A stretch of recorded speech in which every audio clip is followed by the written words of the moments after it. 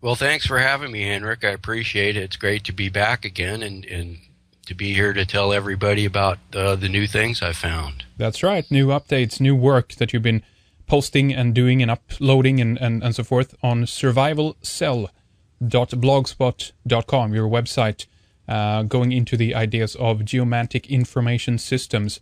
It was back in 2009, as I mentioned, we did the first show, but why don't we discuss a little bit of overarching ideas about your work? I guess I would like to ask you how you would define it for a potential newcomer court. Okay, well, what I found basically revolves around the concept of what the axis mundi is, and or the rotational axis of the world, or culturally what would be called the center of the world for each culture or town. And when you look at this, part of the tradition of the axis mundi is to have had a temple built at the center of each axis that would define the templum or the seen world from that point. And really what we're looking at is, on a very practical level, is a way to legally describe property for the rulers of that society. Like, the best example is the way the Romans used it. And they would have an augur or a priest assist the leader or the ruler in establishing the axis. And many times the building would have a geometrical shape, such as an octagon is the most obvious one that we'll be looking at, where the actual facets of the building define the templum. They actually point in directions that are valued by that culture. Now, this is my theory. No one is telling you this or anything. This has come from me surveying on Google Earth. This is not something you've found in the literature, of the particular culture you were investigating. That's what you're saying. No, exactly. They speak about it and say that an axis is defined and it's used to establish the street plan and things like that. But from my research, I found that it's valued even more than that. And it defines kind of their whole empire, and it can extend over, large spaces sometimes, large distances. As the world progressed, at first it just defined, like in Rome, the Egyptian obelisk and the windrose markers at St. Peter's Square define directions that are valued by the Catholic faith. It defines the geomancy of the Holy Roman Empire. It points to Aachen, Germany, where the Charlemagne seat of power was and the Aachen Cathedral was, and it points to Regensburg, where the Ottonian dynasty made their base, and finally to the Schloss Schönbrunn in Vienna, Austria, where the Habsburg dynasty had their power base. So that's just an example, and all of the other directions indicated by the windrose markers seem to point to places that are significant philosophically or religiously to the Catholic faith. So that's a good example there. So the Great Pyramid could be considered an axis.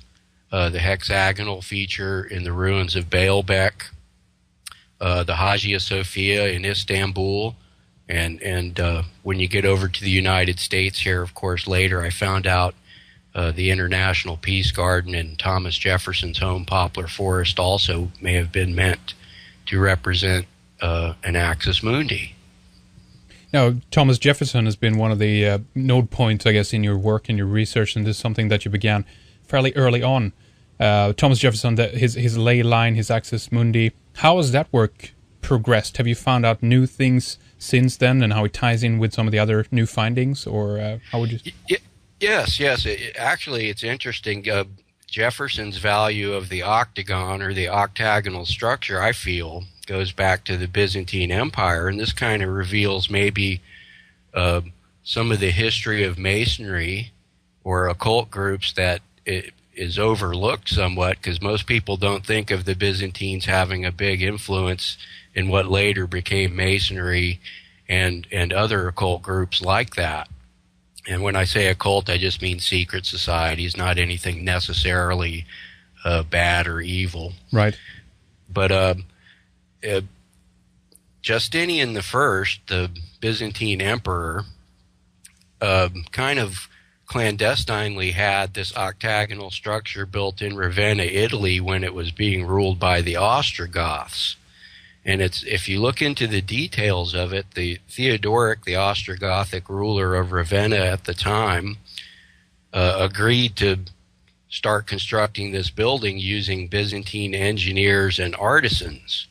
And in Ravenna at this time, it was an interesting arrangement between the Ostrogoths, they were of the Arian faith, which is not like the Aryan Nazi faith, but it's spelled Arian, and they had kind of a Gnostic view of Christ as a man. So this is an interesting early kind of reference to that view of Christ that later was valued at Rennes-le-Château and the Languedoc region of France that's so famous for the Da Vinci Code and all the work that Henry Lincoln's done and everything. So I believe Justinian wanted to create his own axis that he created himself, because Hagia Sophia already existed, though he rebuilt the Hagia Sophia after the Nika riots and included pillars from Baalbek and some other ancient sites in that construction. I think he felt it pertinent to create his own axis. So by subterfuge and manipulation, he was able to get San Vital built, and then by the time the Byzantines actually took over Ravenna, the building was just being finished. And it's an interesting octagonal structure that does seem to function as an axis. It points right to Axum, Ethiopia, where the Ark of the Covenant is supposed to be. One of the facets creates an azimuth on the globe. And what is fascinating about that is also the Dome of the Rock, which is an octagon, creates an azimuth that points to Axum also. So, yeah, and when you examine the story of how the Dome of the Rock was created, it's frighteningly similar to the story of how San Vital was created in Ravenna. Although the Muslims at the time controlled Jerusalem, there was an arrangement. The story is almost identical with, by this time it was Emperor Justinian II. And the Caliph who ruled Jerusalem at the time requested Byzantine engineers and artists to come help build the Dome of the Rock. And I feel at this time is when they may have arranged to have that octagon oriented. If you look at it, none of the facets are oriented perfectly north to south. It was intentionally tilted a little bit to the west, I think, to attain this alignment with Axum, Ethiopia. And what is also terribly interesting about the Temple Mount is that the building today that's known as the Al-Aqsa Mosque was built by Justinian I as the Church of St. Mary Justinian. And there's conflicting reports about that. Many of the accounts say that the building was razed or destroyed and then rebuilt by the Muslims, and other ones just say that they added a dome to it, and that was the only modification they made. But if you look at the interior of the Al-Aqsa Mosque, it resembles a Byzantine basilica with the way it's laid out and the columns and the linear aspect of it. So the spatial relationship of the Al-Aqsa Mosque and the Dome of the Rock is very, very similar to the layout of the Temple of Jupiter and the hexagonal feature in the ruins of Baalbek. Yeah. So this is an interesting aspect. I want to try to get a little closer to the octagon, the importance of this, and also the relationship. What happens basically when you have an octagon on the Earth, and then the way you lay the lines accordingly to be able to see what they kind of touch up with eventually in relation to these lines. But first of all, Kurt, before we do that, why don't you explain to our listeners how you do your work? How do you find these things out? I think that would be interesting to know for people too.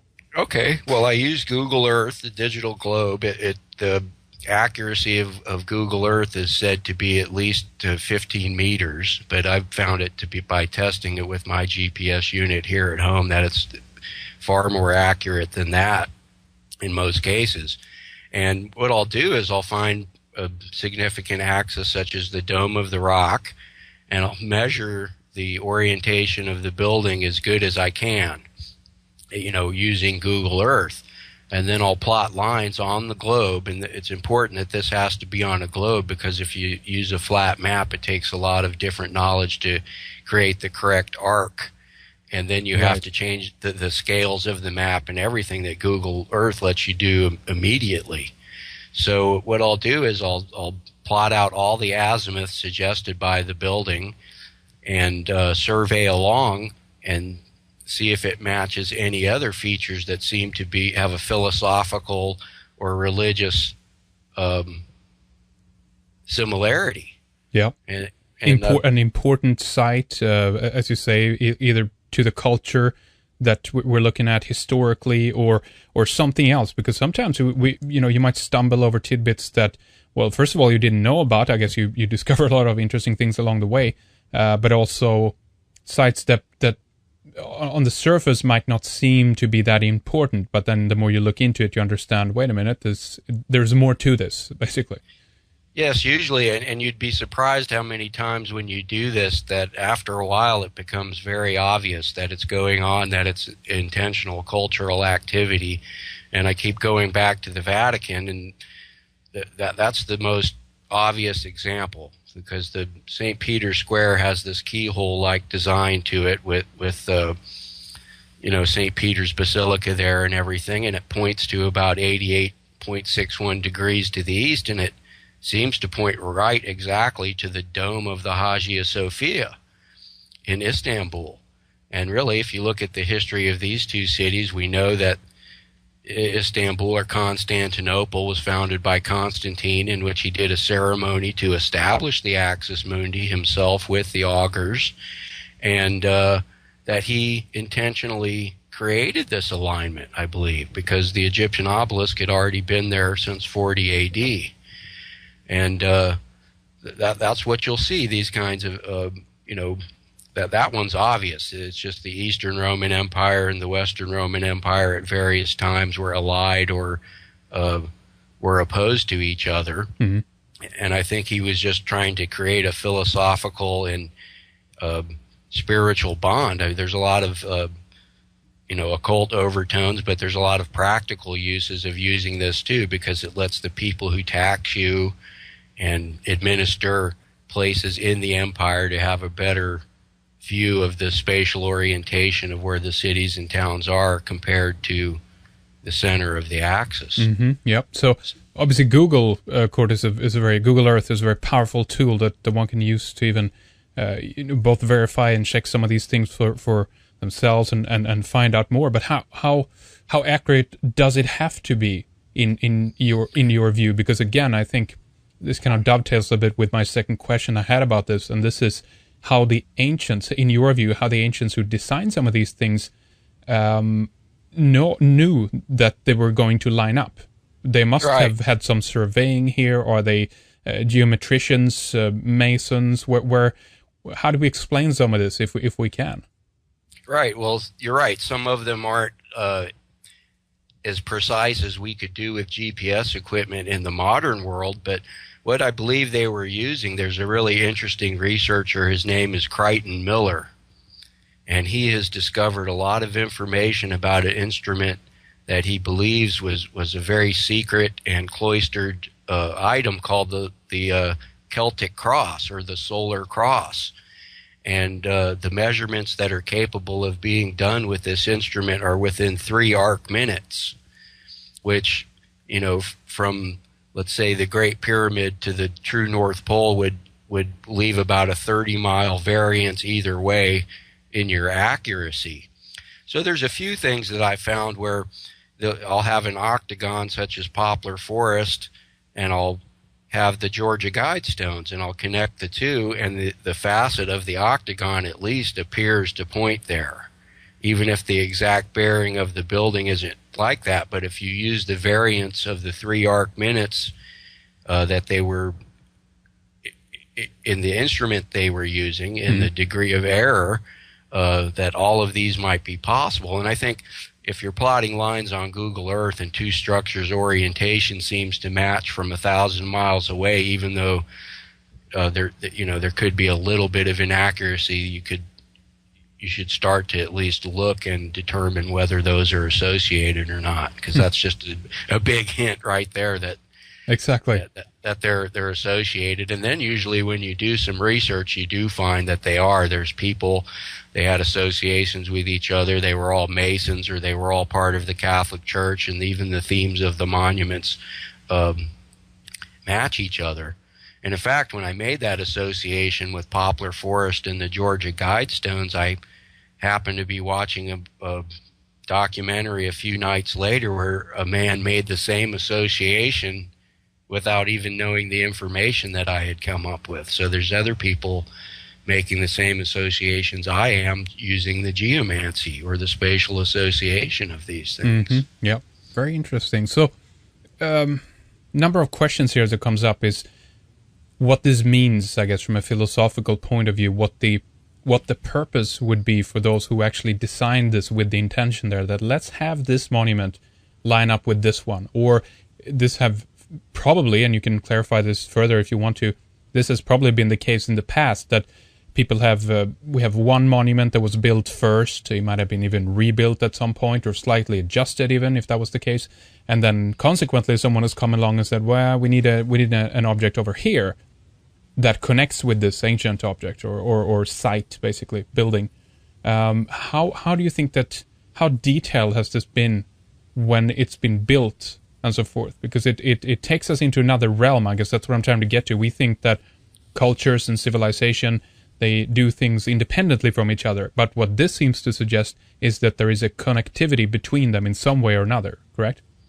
Yes, it definitely does. And that's a good example we could look at is the Basilica San Vital that I was talking about, that was built by Justinian kind of in a secret manner, but he ended up controlling it because the Basilica San Vital is interesting because it points to Axum, Ethiopia, as I was discussing before, but it also creates an azimuth that goes to Mount Ararat. And many of the other significant axes, such as the Great Pyramid and the Dome of the Rock, also point lines to Mount Ararat. And that's where obviously the story of Noah's Ark is.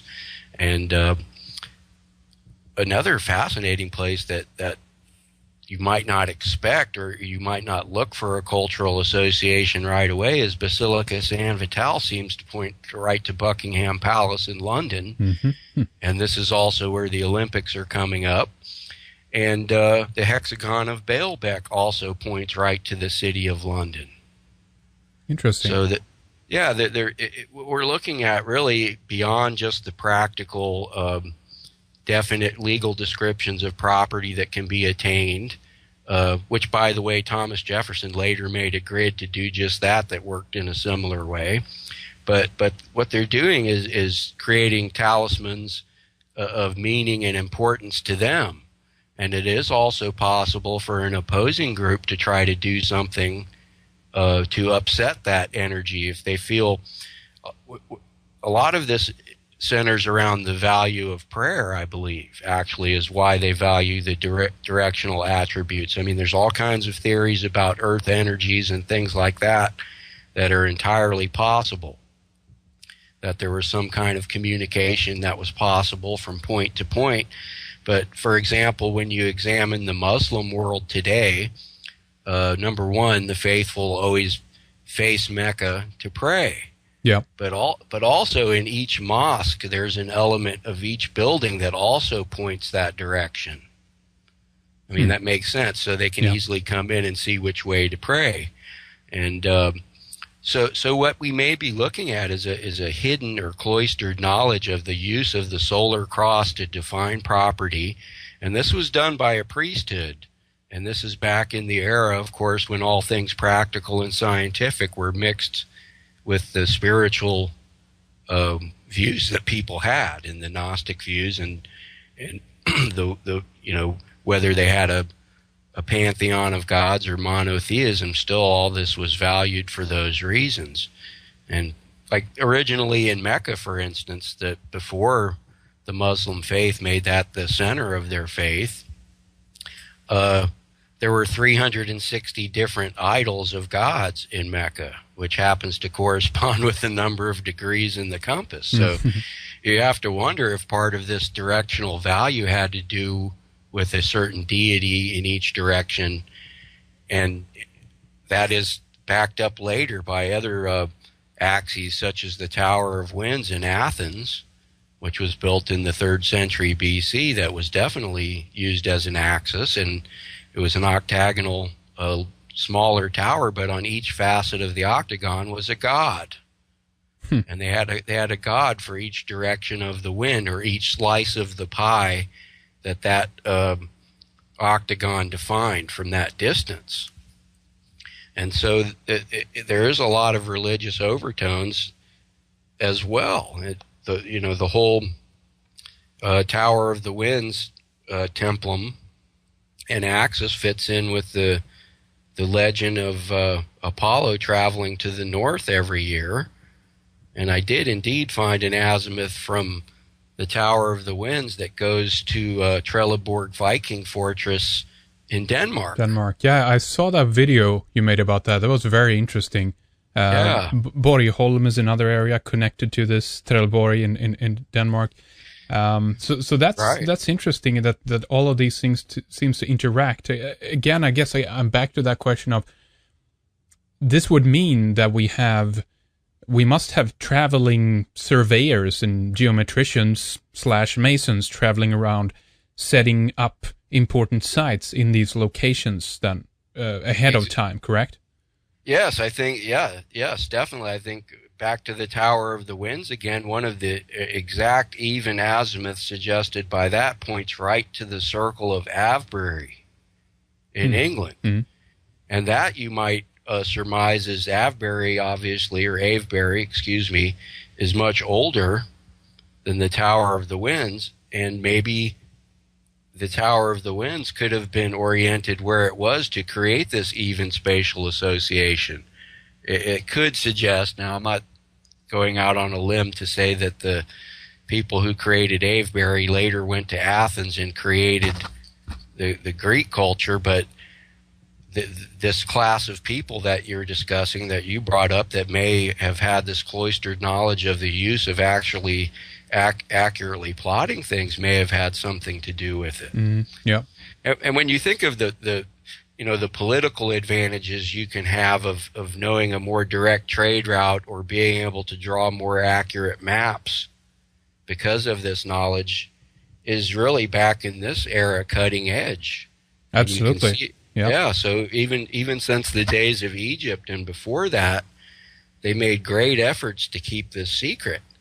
And there's all kinds of evidence of, the use of hematite and magnets, possibly to even form a compass. We know they used it in temples to create kind of kinetic pieces of art and things like that. And the Chinese, long before the compass was supposed to have been invented, were using a compass to do feng shui, or to arrange their temples and buildings and things like that. So you'd have to kind of maybe surmise that it would be difficult to use a compass for that reason, and not realize that you could use it to navigate and map things also. Now, we do have this idea of Masonic cornerstones and things like that, having incorporated into them the information about another site or another temple, maybe close by or further away, meaning it by looking at one monument, if you will, or one building, you could surmise what is in the vicinity, or where you would have to go to get to the next one. This with the Masonic cornerstone is something our guest Dan Tatman had pointed out many times, and hence I go back to this idea that the octagonal shape must be important, maybe for this reason as well. And I want to get your take on this. We have, if we double the octagonal 8, we get 16, and then we need to double it once more to get up to 32, which is the number of spokes in the compass rose. And we know that you could orient and navigate according to this. This is ancient navigational knowledge. So is there a way we can tie these things in, do you think, together? Well, there is some evidence that the earlier directional systems were based on the hexagon. and that kind of is backed up maybe by the age of Baalbek and the span of time over which it was used, which is thought to be a lot earlier than even when they built the hexagon there. But Baalbek was really what I would consider the Roman imperial axis that was kind of kept a secret, and they're the ones who built the later structures there that we see now. But the later directional systems were possibly developed into an 8 and 16 directional system. There is Etruscan material culture in Italy that suggests that they had a 16-point directional system that was based on the octagon. Yep. Now, when you also look at the octagon or that shape in a symbolic manner, it creates the Elu symbol, or the Sumerian symbol for God or heaven. And some even define that as meaning heaven's gate or stargate. And when you see, even though the Great Pyramid is square, you can make an 8-directional system out of that by using each direction suggested by the facets as well.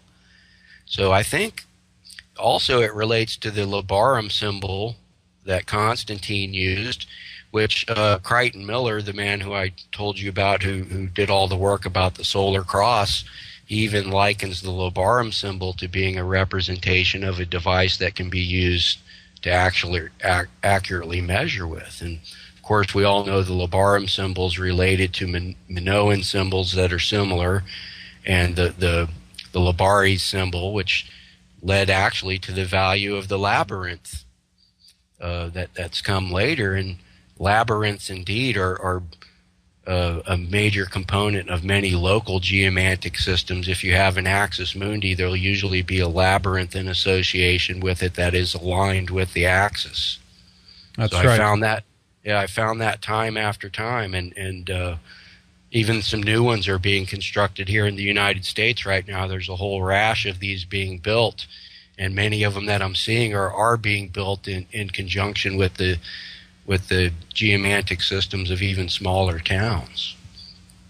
Now, let me run this by you, because I want to clarify one point you made there as well about the occult octagon. You do indeed have, there's a website that details this, and this might be also the one you're talking about, referring to, where they have laid out the Giza pyramids, the 3, and then, as you said, created an octagon around it to include them. It's somewhat difficult to explain, but I'll link this up for people that they can look for this for themselves. But even to further, clarify this, even the pyramid themselves have an indentation in the 4 sides, meaning they are actually octagonal in shape. Correct. But of course, remember, what we're seeing is the pyramids without the casement stone.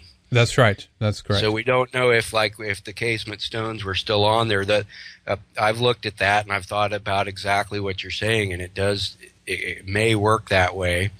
And unfortunately, we don't know what the pyramids looked like before they destroyed the casement stones, or whether the sides were completely flat, or maybe the indentations there were made to support the weight of the casement and support that better too. Yep. Was some of my thoughts. So, but yeah, I have seen some other people espousing the fact that the pyramids actually have 8 sides each. Now, could we talk a little more about this idea that this is the god's house in a way? There's schematics of the Dome of the Rock, the Temple Mount. There's an octagonal shape. Many churches, as you already have pointed out, have this particular geometry in them as well. I wonder if there's something more to it as well. If there's something else that it's trying to signify or convey to the people that walk into a building as such. I don't know. What's your feeling about that? Well, that kind of speaks to the part that we don't know and don't define. When I was talking about the power of prayer earlier, there are lots of people who really do actually believe that is a viable thing. And it is interesting when you visit some of these places, even if it's just a church near where you live, the kind of feeling you might get when you go there. Even if you're not aware of any of this, you might get a certain feeling of reverence or preparation to be closer to God. And also that what we need to look at as far as the Gnostic side or the occult side of things, or how this all relates to the story of Jacob's ladder, where Jacob watched the angels ascending and descending from heaven, and then later also we have the story of Muhammad at the Dome of the Rock ascending to heaven and everything. So the Scottish call these places thin places, where the space between God and man is thinner. So if there is a real energy to a certain node, or there's a priesthood that can discern where it would be better to put a temple or an axis, which might be easier the more time goes on, because you see traditionally they're all built atop the ruins of the older culture's holy place also. So there definitely could be something to that. Now, whether it's an actual physical function of that point on the earth, or this energy was actually created by the significance that people give to it. Exactly, and either way, it's energy then that it's there. If it wasn't there to begin with, it certainly has been created as a focus point when people are in this area praying, giving almost energy to it, in a way. Right, and that's part of what we give to it. If I know I made this analogy on the last show, but there's that movie, The Field of Dreams, about the man who feels strangely compelled to build the baseball field. But he says, if you build it, they will come. That's right. The hook line of the movie. And I think that kind of speaks to the way that all of these monuments and churches and everything affect our psyche, whether we're aware of it or whether we're even an adherent of that religion or not. You might go there and experience something anyway because of this kind of unexplained energy that might be there. And this also speaks, I guess, to the earth energy theories that, Karl Monk has, and Joseph Farrell and some other people, about there actually being a way to facilitate the megalithic construction of the temples themselves because of the particular position they have. And this may be why these positions were valued. Yes. That possibly this grid of monuments maps out some underlying structure of the earth that can be manipulated, via electromagnetism or some basic form of technology that we're not aware of. Absolutely right. So even if there isn't a ley line underneath the structures or connecting the structures, we might be witnessing the creation of a grid work of sorts that have these node points and energy significance. So even if it hasn't been there from ancient days, it seems more and more likely that we do have it today then, because the whole network is connected in a way. Yes, it's all connected together, and in addition to that, it's been going on throughout time. I mean, we see still in the modern world here today that things like this are being created, and there's really not a point of history that you can look at where this wasn't valued and known of in a secret manner. So it's all been, kept a secret in a way. I say that too, but I mean, if you really look at it, I was able to discern this.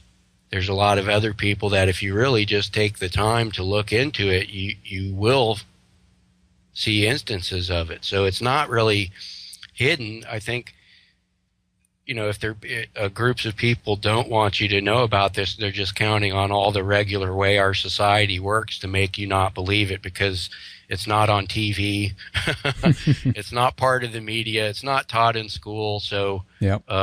You're just crazy for believing it. But if you look at it, just the cultural material here and the way it's arranged just screams that men did this.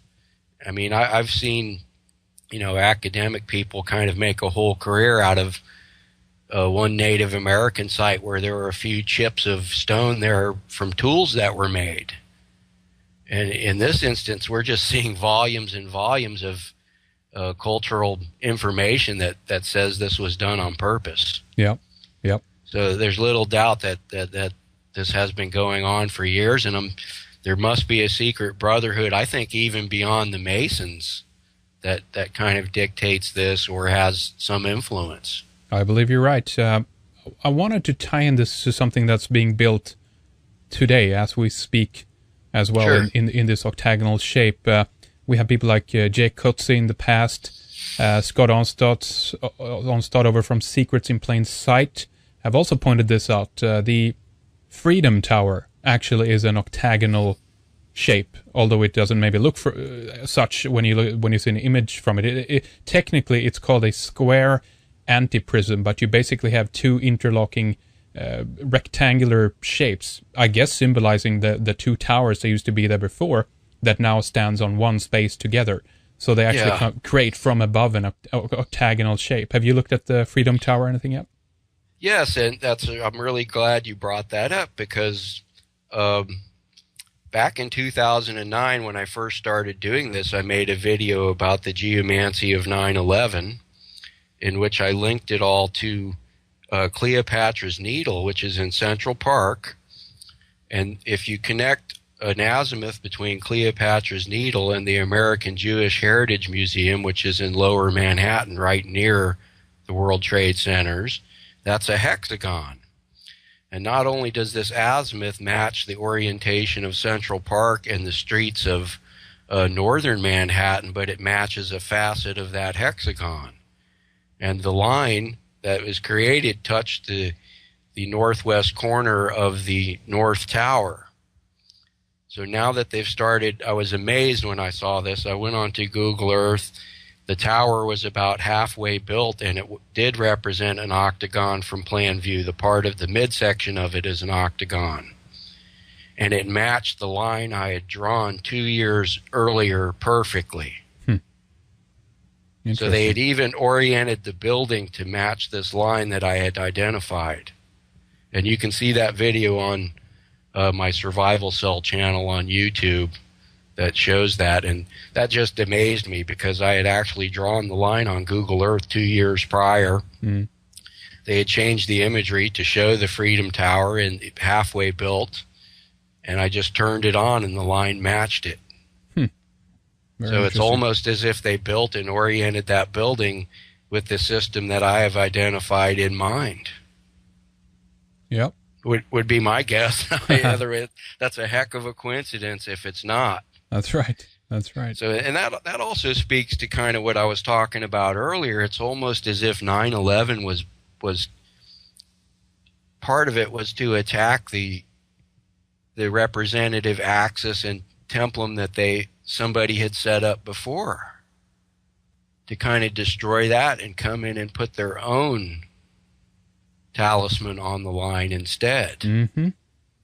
So that was kind of curious too. If you wanted to really get into the occult symbolism and what was going on there, I mean, it's like a silent war that's been going on the earth for a long time with Catholic factions and Masonic factions and royal factions and other factions that we don't even know of. That's right. Kind of battling over all of this and valuing it all in a big way. I mean, in one regard, it may be just because it's like a game board where if you control this axis and that axis, naturally you control the region around them also. Very interesting. And again, that could be an occult significant gesture, but it also might, well, we don't know how these things really affect both the mass consciousness but also the earth around it. You could be right. It could basically mean that if you manage in some way to take control of these major energetical talismans, or you build one yourself, maybe it will work in your favor in some way, in ways that is maybe undescribable, but it's something that you might begin to see after the fact that you've established your talisman in the region. Who knows? Sure, and you use the axis. I mean, from a practical perspective, that's the center of your framework. If you have another colony city or something that's located along one of the azimuths suggested, you'll definitely make an effort to put somebody there who is familiar with your philosophy, who agrees with you, that's going to support what you do. So, and these kind of define travel routes too and things like that. So all the dynamics that make society work and information be able to be exchanged can be dictated by these also and controlled because this cloistered priesthood or group of people are the only ones that know how to accurately map and give directions from it. So it's like a kind of like a utility grid, or even a computer fiber optic system where they control the CPU and all the information that goes out along it to every place that they value. And all the symbology and statuary and things like that help you identify that. I mean, I was talking to a Mason about all this not long ago, and he said, well, I think you're reading too much into it. He said, all these things are so when you come into a certain town, you'll know that that's who's there and who might have an influence on what's going on. And to me, that he was agreeing with me when he said that, because really that's kind of what they are. Yep. And it does relate to the whole Roman system of having colony cities. And they even had a system where there were secret names for each colony that was only known to the priesthood and the ruler. So there was all kinds of, occult, psychological things that went along with this to make it a secret, to give it religious significance. Mm-hmm. And also this may speak to the secret religion. Like I was speaking about how the Byzantines earlier may have actually influenced Masonry, because Charlemagne seemed to have an unusual value of the Byzantine rulers, Justinian the First and Second. And, I spoke of how both of those Roman rulers kind of manipulated their octagonal structures into being. Charlemagne built the Aachen Cathedral, which an azimuth from the Vatican points right to. Mm-hmm. And that has an octagonal element in it. And from studying art history and architectural history, there's been a debate going on for years about the odd influences, cultural influences displayed in the Aachen Cathedral, because the interior of it resembles the Dome of the Rock very much, of the octagonal portion. And there are plaques and displays there of Masonic symbols at the Aachen Cathedral also. And this is where all of the Holy Roman Emperors were crowned. That's right. Yes, yeah. After Charlemagne. So, what's going on there? Here we have they're the Holy Roman Emperors, but it seems like he began to develop, I believe, the more modern form of Masonry or Knights Templarism that later we all know about more from the Crusades and things like that. And there's lots of instances that there's a really interesting story where Emperor Justinian II was the only Roman ruler to be deposed and regain his crown. And when they deposed him the first time, they slit his nose because Roman law said that a defaced person could not be the emperor. Mm-hmm. So Justinian took to wearing a golden prosthetic nose. And when the later Ottonian Holy Roman ruler opened Charlemagne's vault, they placed a golden nose on his corpse when they closed the vault back up.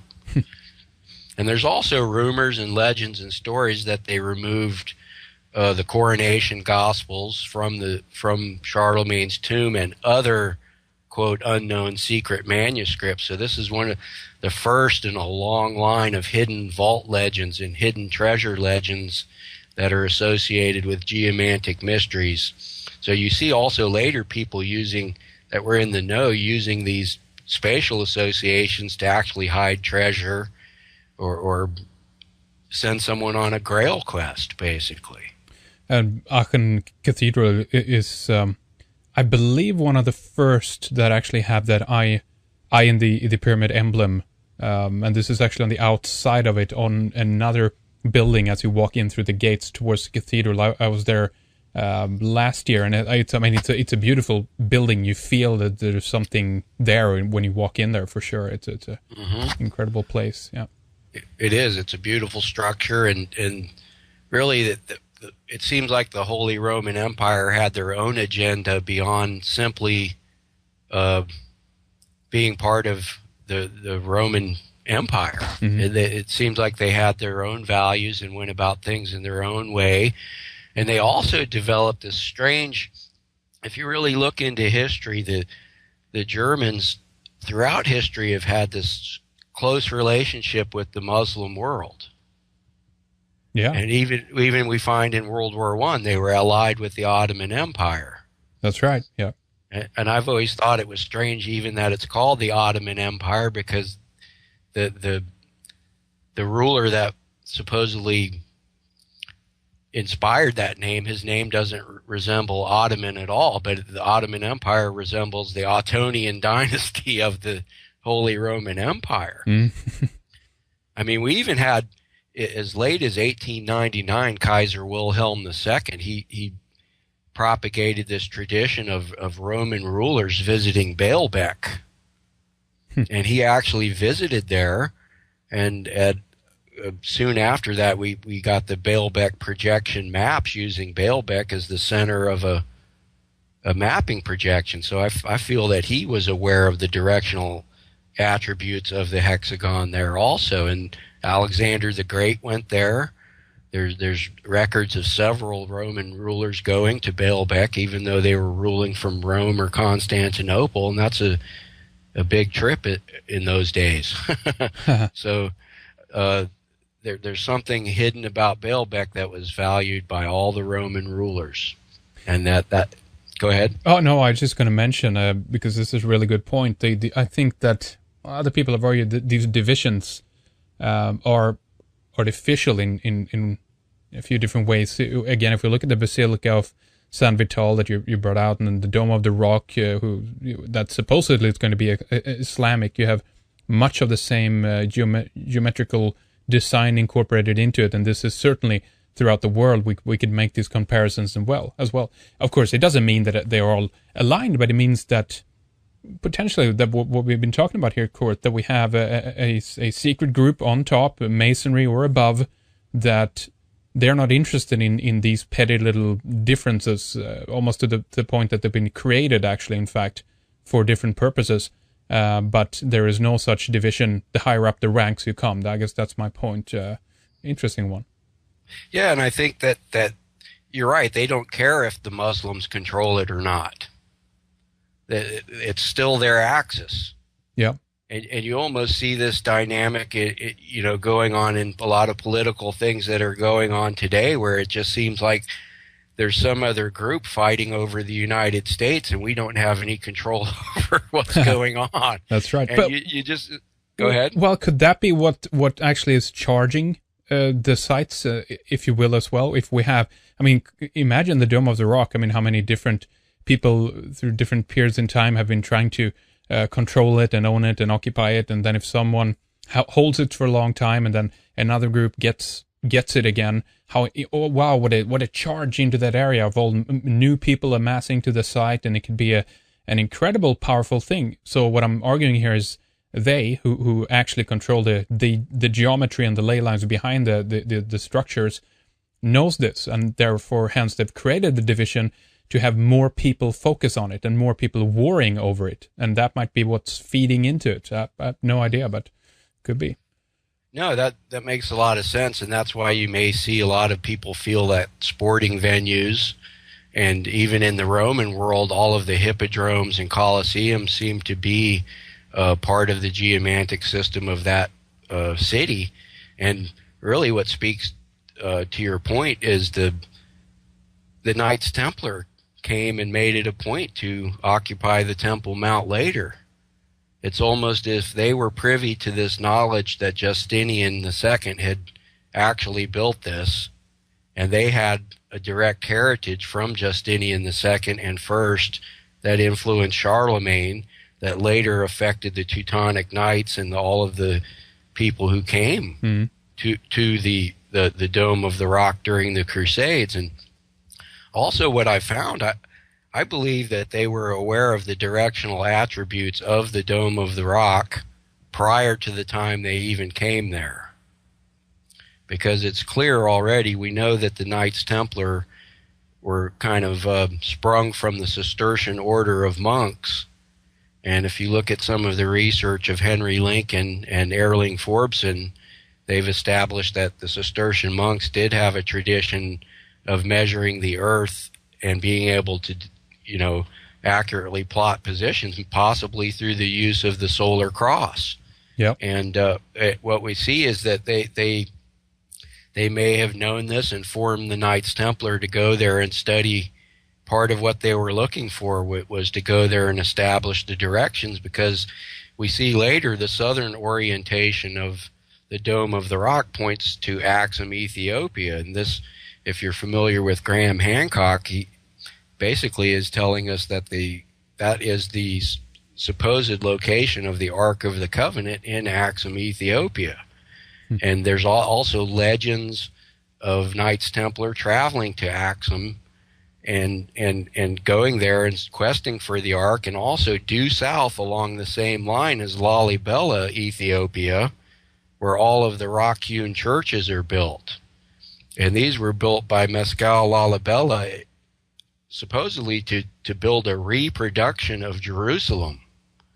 So you have the Dome of the Rock in Jerusalem pointing to another city built by a Christian Ethiopian ruler to emulate the layout of Jerusalem. Now, what's fascinating about Lalibela is that it's pointed to by the array at St. Peter's Square using the obelisk and the I think it's the east-southeast windrose marker. And then the direct opposite windrose marker, the east-northeast, goes to TSHIRT Cathedral, where there's actually carvings of the Queen of Sheba taking the Ark of the Covenant to Ethiopia. So one continuous line via St. Peter's Square connects TSHIRT Cathedral and Lalibela together. Interesting. Which is also pointed to by the Dome of the Rock. So it's all, even just the way these buildings point. And if you read the sign and the seal or research that a little bit by Graham Hancock, everything that's being said in there supports the possibility of what I'm saying being true. Yeah, I've always felt there was something important with these regions in Ethiopia. Years ago, I looked into some of those incredible churches that are carved right into the ground, and the fact that they've been keepers of. They even have these weird staffs. Some of the priests there that has swastikas on it and stuff like that. All kinds of stuff is going on there.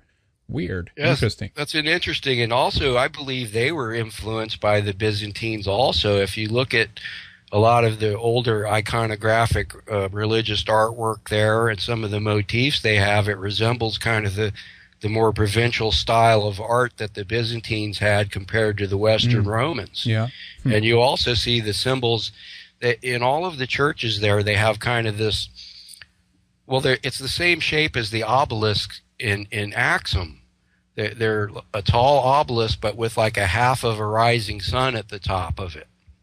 And the windows in many of the churches have this form also.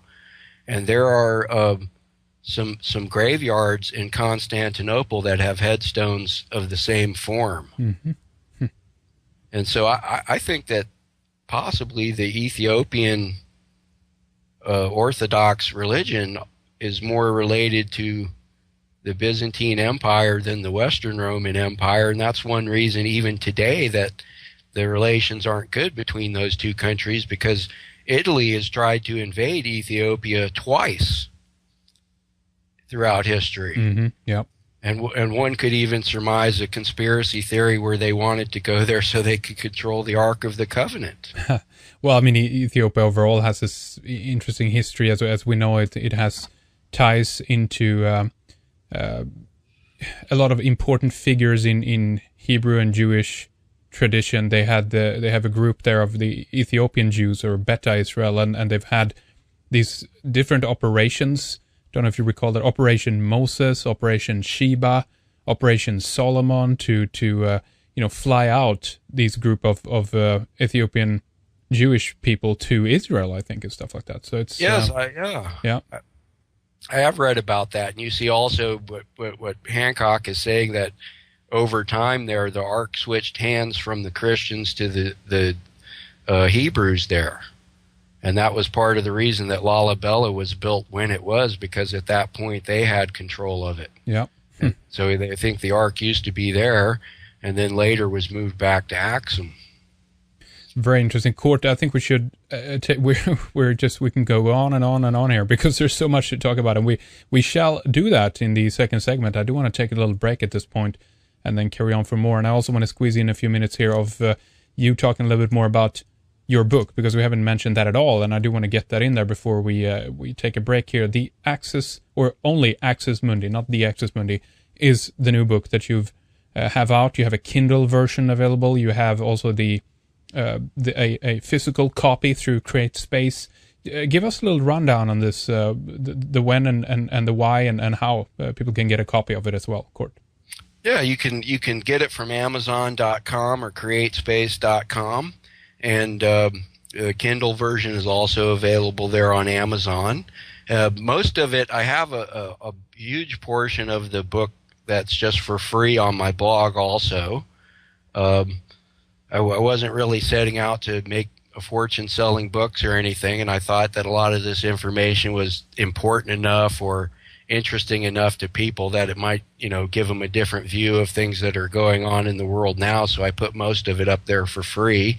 So if you care to buy a book just to support my efforts, I appreciate it. But if not, most of it's for free there, and all my videos, obviously on YouTube, cover some of the same subject matter. Absolutely. And again, the main website that you would want to go to find out more about this is survivalcell.blogspot. Is it .com? It is, right? Isn't it? Yes. It said .se for me here now for some reason, but okay. Survivalcell.blogspot. Ruins of Baalbek, the Hagia Sophia in Istanbul, and when you get over to the United States here, of course, later I found out the International Peace Garden and Thomas Jefferson's home, Poplar Forest, also may have been meant to represent an Axis Mundi. Now, Thomas Jefferson has been one of the node points, I guess, in your work and your research, and this is something that you began fairly early on. Thomas Jefferson, his ley line, his Axis Mundi, how has that work progressed? Have you found out new things since then, and how it ties in with some of the other new findings, or how would you... Yes. Actually, it's interesting.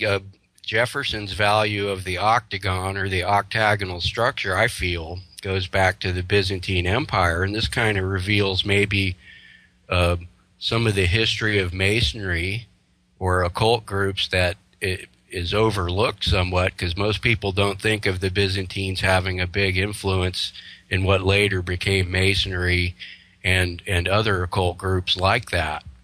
And when I say occult, I just mean secret societies, not anything necessarily bad or evil. Right. But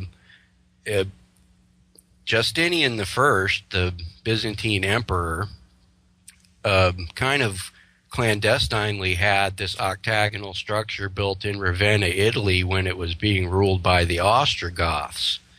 And if you look into the details of it, the Theodoric, the Ostrogothic ruler of Ravenna at the time, agreed to start constructing this building using Byzantine engineers and artisans. And in Ravenna at this time, it was an interesting arrangement between the Ostrogoths, which they were of the Arian faith, which is not like the Aryan Nazi faith, but it's spelled Arian, and they had kind of a Gnostic view of Christ as a man. So this is an interesting early kind of reference to that view of Christ that later was valued at Rennes-le-Château and the Languedoc region of France that's so famous for the Da Vinci Code and all the work that Henry Lincoln's done and everything.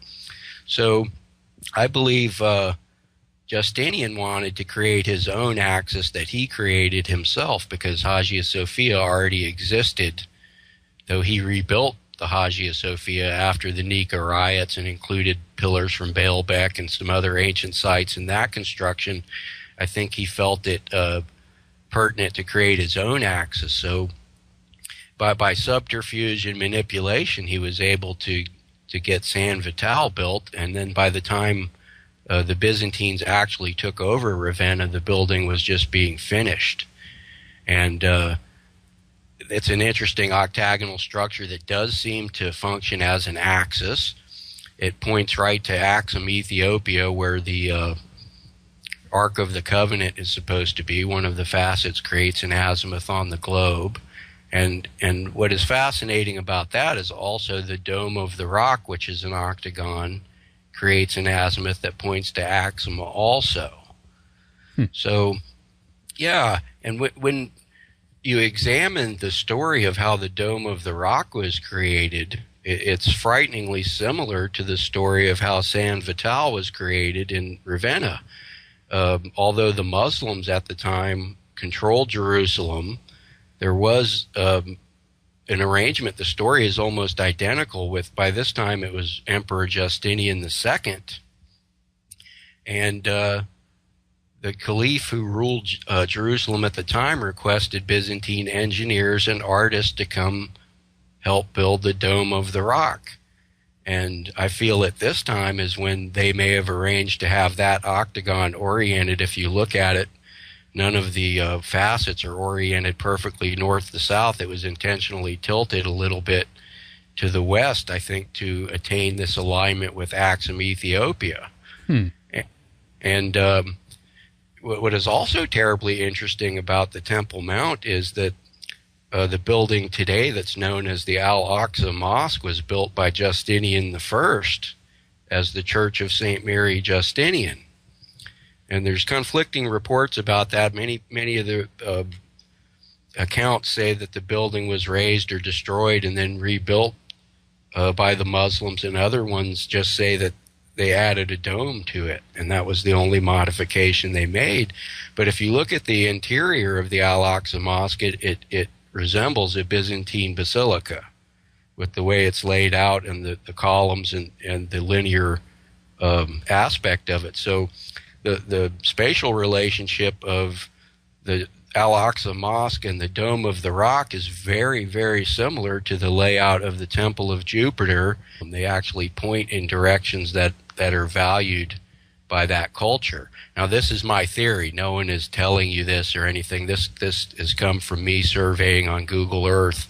This is not something you've found in the literature, of the particular culture you were investigating. That's what you're saying. No, exactly. They speak about it and say that an axis is defined and it's used to establish the street plan and things like that. But from my research, I found that it's valued even more than that. And it defines kind of their whole empire, and it can extend over, large spaces sometimes, large distances.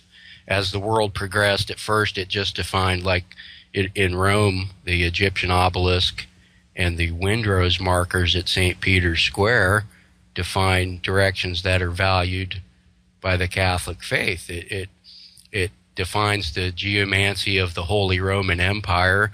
It points to Aachen, Germany, where the Charlemagne seat of power was and the Aachen Cathedral was, and it points to Regensburg, where the Ottonian dynasty made their base, and finally to the Schloss Schönbrunn in Vienna, Austria, where the Habsburg dynasty had their power base. So that's just an example, and all of the other directions indicated by the windrose markers seem to point to places that are significant philosophically or religiously to the Catholic faith. So that's a good example there.